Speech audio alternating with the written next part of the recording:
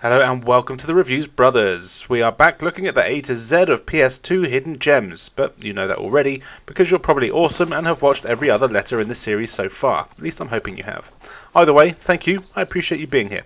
Anyway, the letter I was a little tricky, as there seemed to be a ton of sports games and not as many good games as I was expecting. However, thanks to some suggestions from you lovely folk and a quick Google search or two, and no help whatsoever from Belt Buckle Bill, I have been able to get 10 games that you might not know about that are worth a few minutes of your time.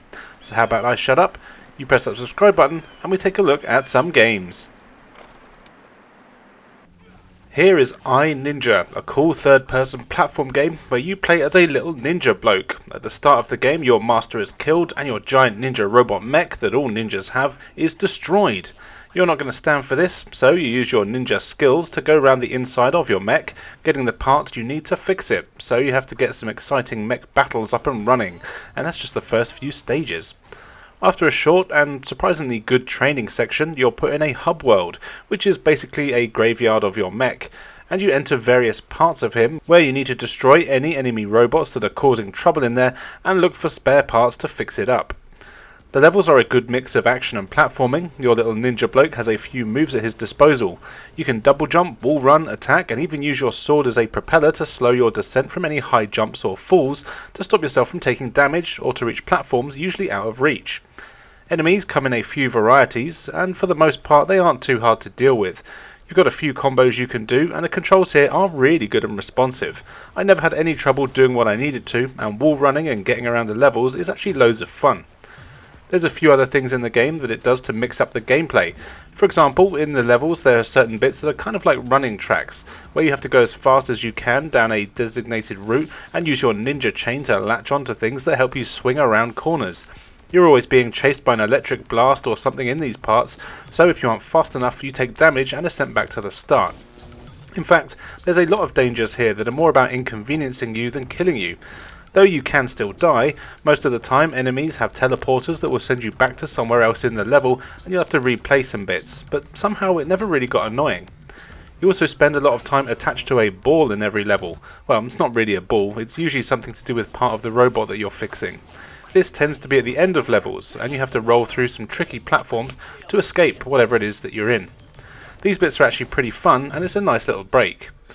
Then there's the boss fights, and the mech ones are really cool, playing sort of like a punch-out game, where it's a first-person view, and you can attack left, right, or ahead. You can also dodge left, right, and ahead, and you've got to get used to the tells of the enemy to dodge their attacks and counter them. This is much easier said than done though, and I actually had a pretty hard time even on the first boss. You do get indicators for the first few rounds, but soon they're turned off and it gets really tough. Graphically, it's got a cool cartoony style that is very 2000s PS2, and I think that your ninja is even voiced by Billy West, the bloke from Futurama, though I don't know that for sure, and as you know, I never bother looking things up, but it really sounds like him. Either way, this is a very cool 3D platform game that I'm surprised doesn't get mentioned all that much. I had a lot of fun with it and would definitely recommend picking it up.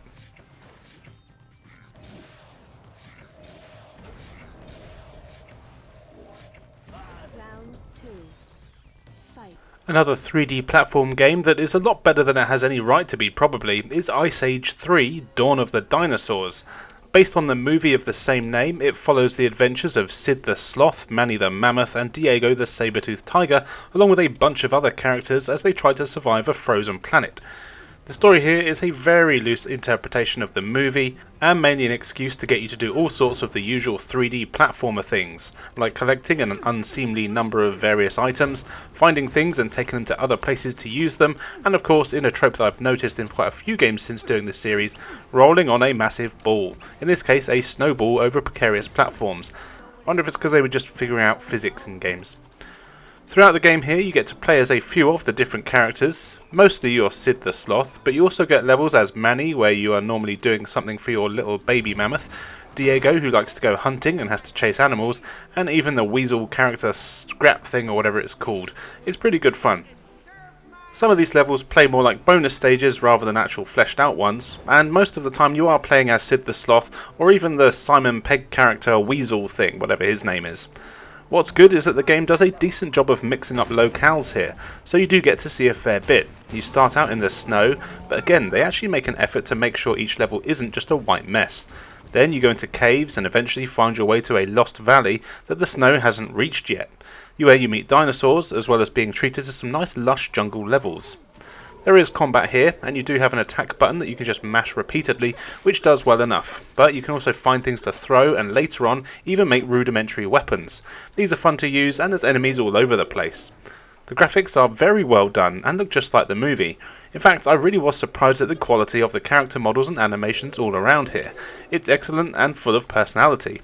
There's loads of cutscenes as well, and while I don't think it's the actual cast, these sound-alikes do a good job. It's clearly a platform game aimed at the slightly younger audience, and older audiences will find this one pretty easy. The challenge is quite low, but it's not always a bad thing.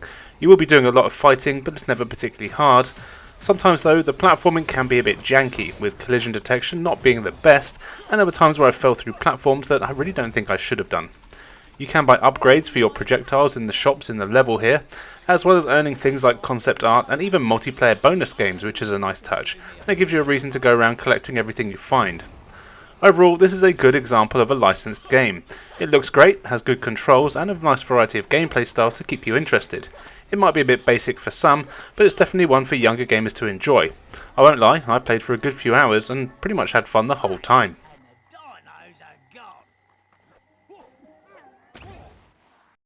Fighting game time now with Ikki Tousen, Shining Dragon, a game that's name I've probably butchered and as far as I can see was only ever released in Japan. This is a bit of a strange fighting game that's a mix of a brawler like Streets of Rage and something 3D, maybe kind of like Power Stone, but not really. Surprisingly, I don't think it's actually based on a manga, even though it really looks like it should be, and it's all its own thing. I really didn't expect this when I started playing, as it has that classic manga look and the characters. There is a story here, but it's all in Japanese, so I'm not entirely sure what it's all about, but all that matters is that you get to choose from a selection of sexy women, most of which have massive bouncy knockers, and you've got to fight it out for some reason, usually unlocking new characters when you beat the story mode. You get a few modes here actually. There's story mode, arcade, survival and practice, and even a 2-player battle. These are all pretty self-explanatory. In story mode you get to choose your character, then there's a few cutscenes to set the scene, and then you start each stage in a small 3D area where generic goons will spawn in, and you have to fight and defeat these goons. Then you get to meet one of the other women who's the boss of the level and fight them one-on-one. They all seem to take place in some sort of school area as far as I can tell, maybe why it didn't leave Japan, as it's a little bit creepy.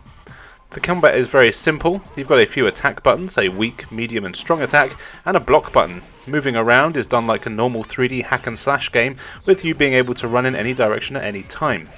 There's a few combos for each character, and even a few specials, though these aren't always easy to pull off. Between fights you earn points which you can use to upgrade your character stats like attack, speed and so on. This is a nice touch, so the more you use a character, the stronger they get across most of the modes. I did find that it was quite an easy game, especially in story and arcade mode, and I actually found it hard to lose around. But this was handy, as it's there to let you unlock most of the characters and stuff.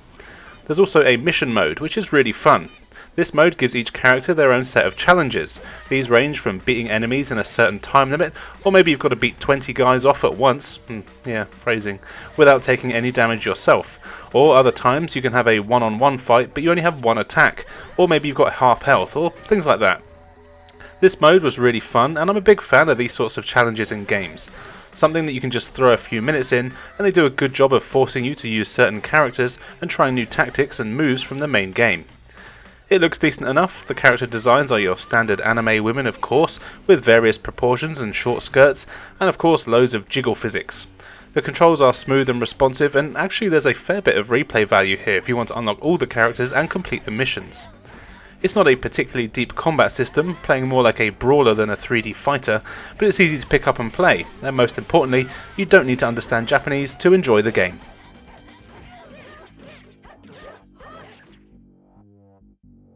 Ibara, or maybe Ibara, I'm not really sure, is a vertically scrolling shooter from Shooter Maniac's Cave. As it's a cave shooter, most of you already know what to expect, as there's been a few of these included in these videos already. As always, there is a flimsy story. You're in a fantasy world and an evil doctor has made some sexy evil robot women who are causing all sorts of trouble, and they each have their own massive battle robot thing as well. So you go out in your crappy little plane that can only take one hit before it blows up in order to blow them to bits. Gameplay wise, I guess there isn't a huge amount to say really, but not in a bad way. This is a great example of a bullet hell shooter, a genre that I like playing but I absolutely suck at. You fly up the screen while hundreds of enemies come on screen and shoot a ton of bullets at you.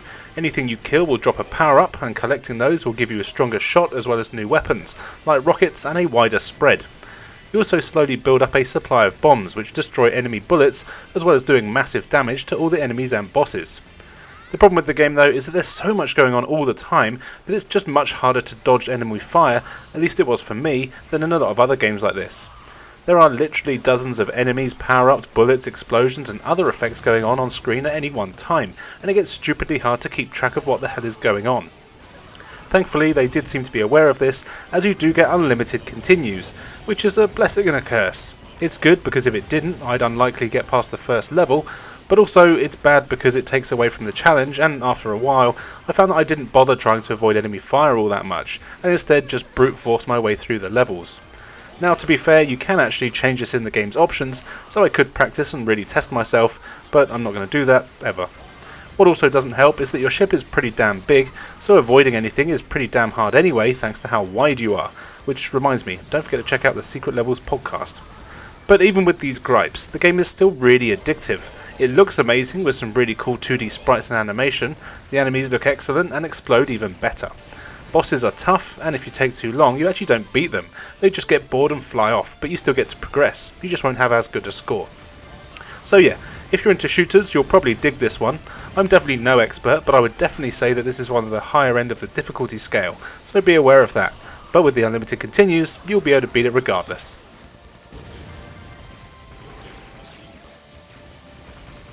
Here is Ico, a game that I wasn't going to include here because it is pretty popular and I don't think it's necessarily a hidden gem, though after playing it for a bit again, you know what, I'm glad it's here because it's great and it really is my sort of game. You play as Ico, a boy born with horns who is being taken to a giant rundown tower and locked away, presumably to starve to death. While you're there you run into an ethereal looking princess woman girl thing who is also locked up and in need of a bit of help. You rescue her early on in the game and find out that these evil shadow creatures are trying to kidnap her and take her into a strange dimension. Being the stand-up guy that you are, you get her out of the cage and the game becomes a giant escort mission where you have to work together to escape the castle and save their princess. Actually, I don't think it actually says that she's a princess anywhere, I'm just assuming. Thankfully, she has some magic powers that come in handy, like being able to make her way through certain doors and things like that to help you progress. So the game is basically a massive escort puzzle platform game with some basic combat elements. You spend most of your time exploring the huge castle and its surrounding area looking for a way out.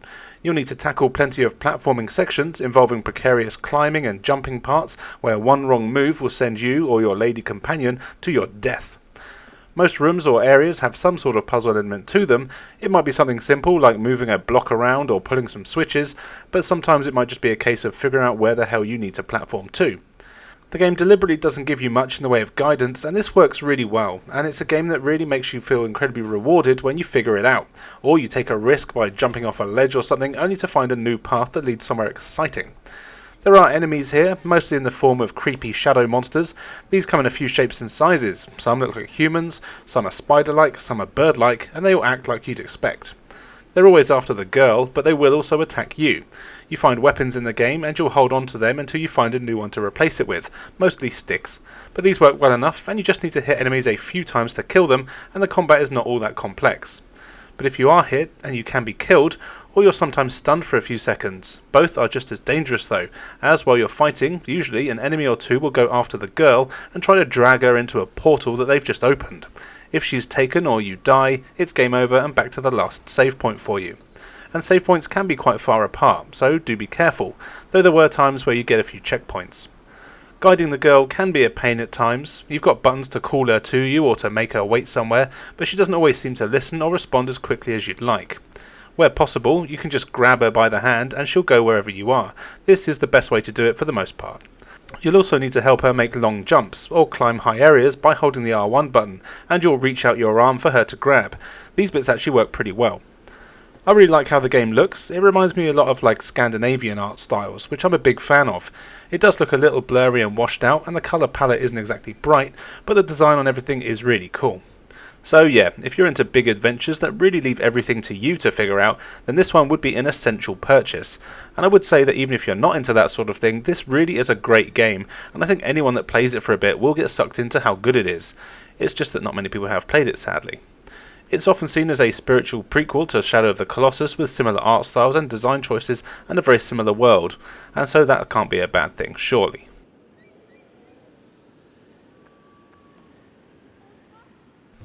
Here's one I bet you haven't played, it's Iron Chef. Yeah, I told you there weren't many for the letter I. This is an incredibly budget game that looks like it'd be more at home on one of those plug and play systems that you find in discount stores.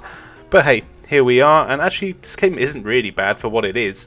And what it is that you're a chef, and you need to get all the food that's laying around on the platforms, being trampled by various mice and other animals and insects, into your pies.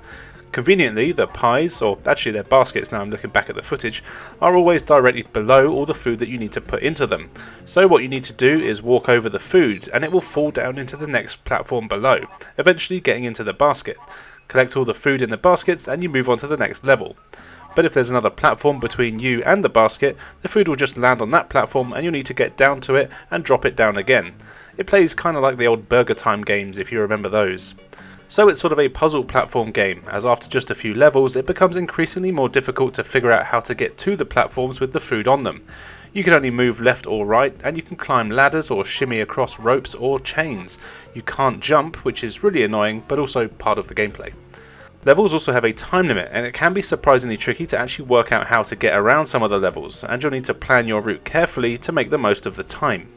You can only have one item on a platform or space at a time, so you can make combos where you drop down a food item and it lands on one below it, which will then move down itself to the platform below that.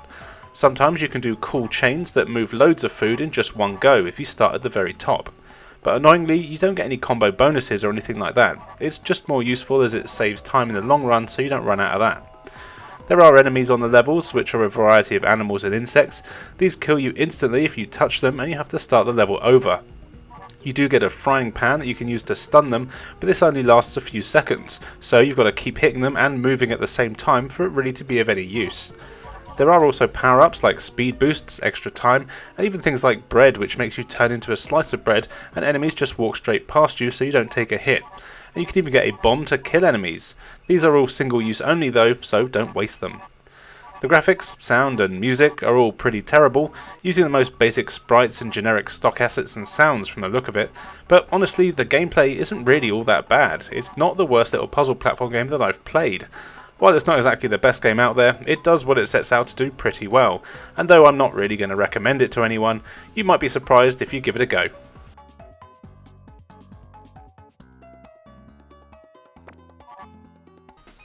Here is Iridium Runners, which is a racing game, though it sounds more like a pill you take so you don't shit yourself.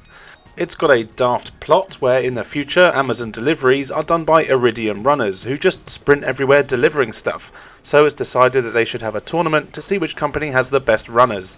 Makes sense? But that's all irrelevant really, as essentially this is a fun racing game with loads of characters where all the action takes place on foot. You've got your usual modes here. There's a single race, time trials, cup modes and tournaments. You choose from a decent selection of racers, each with their own stats in terms of speed, acceleration, attack, turning and so on. Then you go on a bunch of locations, sprinting around them trying to win. You even get to choose some cool drones to take with you, which each have their own stats on things like power-ups, shields and attack. Littered around the levels there are things you can collect. There's green vials, which I believe are filled with the titular iridium, and yes, I did say tits. These fill up your health bar, but be aware that your health bar is never 100% full. The reason for this is that anything over its max, which is shown as green, turns red. This red section then acts as your boost. By tapping the X button you use your boost to run faster. So some characters have a compromise of more health or more boost. You also collect weapons, as with a lot of futuristic games. These come in the form of mines, barriers, laser shots, electric blast, shields, sludge and so on. And you get boosts as well of course. You want to use these to damage and stun enemies so you can take the advantage. Other racers will do it to you as well, and if you get hit you will lose health.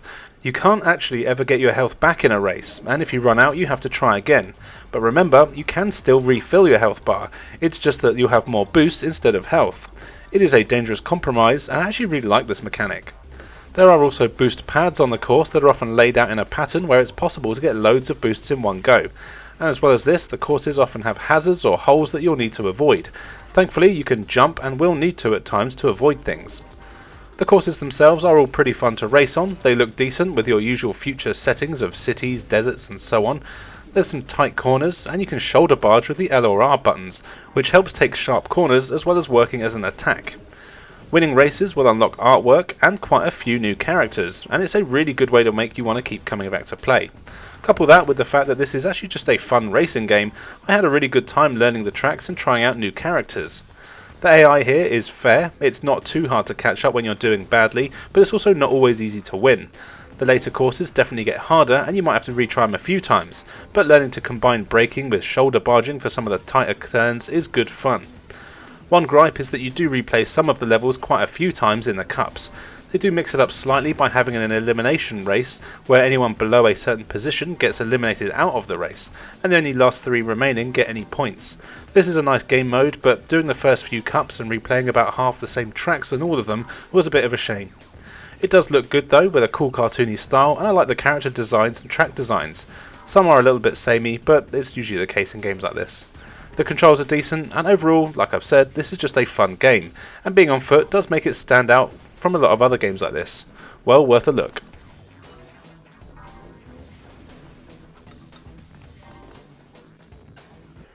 Inspector Gadget Mad Robot Invasion is a fun 2.5D platform game that I really thought was going to be absolute crap, but actually it is quite fun, even though you can really tell it's a budget game and it still has its share of technical problems.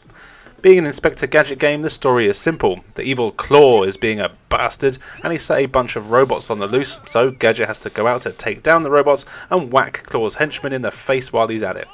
The game mostly plays on a 2D plane, but there were a few times where you move in and out of the screen to go down ladders or things like that. Your objective for each level is just to get to the end. You don't need to worry about collecting anything or any of that nonsense, which is nice, though you will have to do a few things to get through the levels. The game sees you go through various not too exciting locales like docks, warehouses, caves and that sort of thing, and you'll need to explore the levels looking for ways to get around whatever it is that's in your way. Usually this means pulling a lever, pressing a button, or being an Inspector Gadget, finding a power-up that lets you access one of his cool abilities. Gadget does have a few things at his disposal all the time, mainly a tennis racket and a hammer that come out of his hat. These are both used as attacks. You can use the hammer to just smash people in the face and knock them out, and you can use the tennis racket to hit back any projectiles that the enemies fire at you, and it smacks them right back at them, killing them, well, knocking them out, which is nice. But the timing on this can be very hard thanks to some control lag that is really evident in the game. You will find power-ups that let you use Gadget's spring shoes so you can jump high, his hatcopter so you can fly or glide, and you can even get one that makes you inflate so you can float, and even more as you play. These are always used immediately, and you've got a timer on them, so you only get the gadgets when you need them. It would have been nice to have them all and be able to switch between them and maybe just have a limited use for them or something, kind of like a Lemmings game. But hey, what do I know? So you'll explore the levels, use your hammer to hit switches and open new paths, and you'll need to do some tricky platforming at times as well. It's mainly tricky because the controls aren't very good, and if you hit anything when you jump, you just stop dead and fall straight down. But it's not that bad, and it takes a couple of minutes to get used to. There are some light puzzle elements, mainly with how to defeat bosses, which can actually be a real pain in the ass, even when you know what to do. The game doesn't look bad at all, with some nice cartoony graphics and loads of smooth animation. It's just a shame that the controls and hit detection aren't quite right. It is manageable but noticeable. Even so, this is actually quite a fun little game that only takes a few hours to get through, and while it can be frustrating at times, you will likely have a bit of fun with it.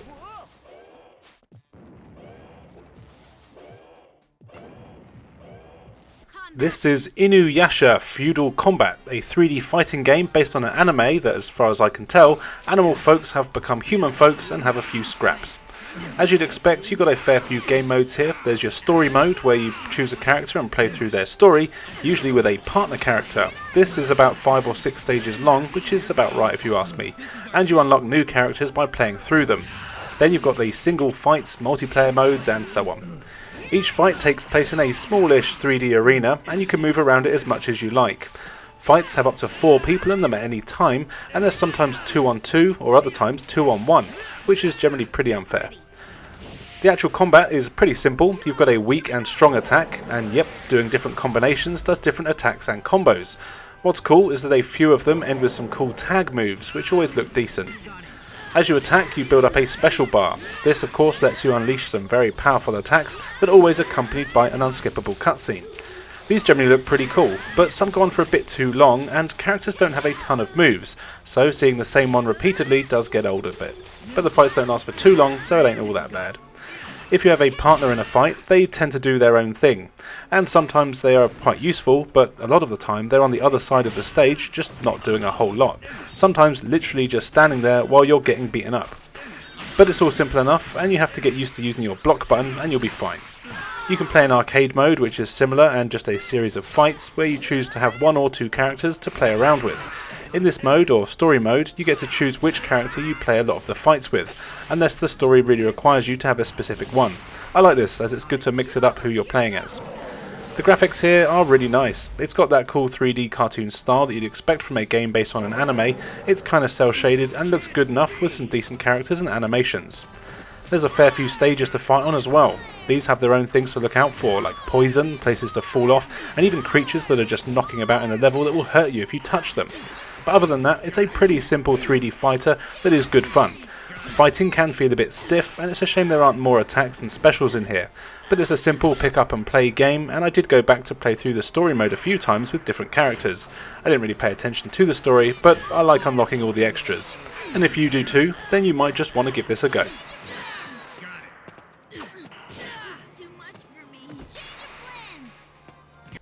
And finally for today, here is Indigo Prophecy from Atari. This is a really ambitious game that is shown more like a movie, and it works really well. The story here is that Lucas Kane, just a regular guy, murders a random man in a diner bathroom. You've got no idea why he's done it, and he goes a bit mad. Also, just before doing it, he was compelled to carve some symbols into his own arm. Again, he has no idea why, and it feels like he was possessed. So the game plays out like a mystery movie. You take control of Lucas, who is trying to avoid the police, who are of course trying to lock him up, and interestingly, you also control some of the police officers who are investigating the murder and the ones who want to bang him up. The gameplay here is very unique, especially for the PS2. You play out all the scenes and are given plenty of choices on what to say and do with characters.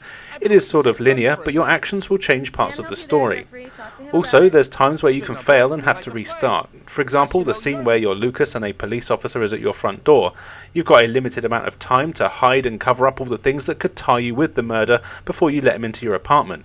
If you mess up, he catches you and you go to jail, having to restart that section until you figure out all the steps you need to complete. So there's some cool puzzle elements in here too. When you're playing as the cops, you visit various locations like the diner, a morgue, the city, Lucas's apartment, and even of course the police station. You're looking for clues, and you really do feel like you're part of an interactive case. It's so engrossing and fun. There is more to the story, with supernatural elements all over the place, and I really like the way you get to choose what characters to play at certain points, letting you drive the story as you see fit. You can almost take sides, choosing to help Lucas figure out what the hell is happening, or playing more as the police to take the murdering bastard down. I actually found it hard to decide who to choose at times, as you really do get invested in all the characters here, and really want to see what's going on with all of them. What helps is that you play a lot of things that are nothing to do with the case as well, even helping one of the characters with his love life in between shifts at the police station. I'm not always a fan of slow burner games, but this one really drew me in quite quickly. It does play quite differently from other games though. You use the right analog stick as your choice is. You move around as you normally would in these games, but when you want to interact with something, you see icons appear at the top of the screen, and it shows you which direction you should press on the analog stick to choose which option.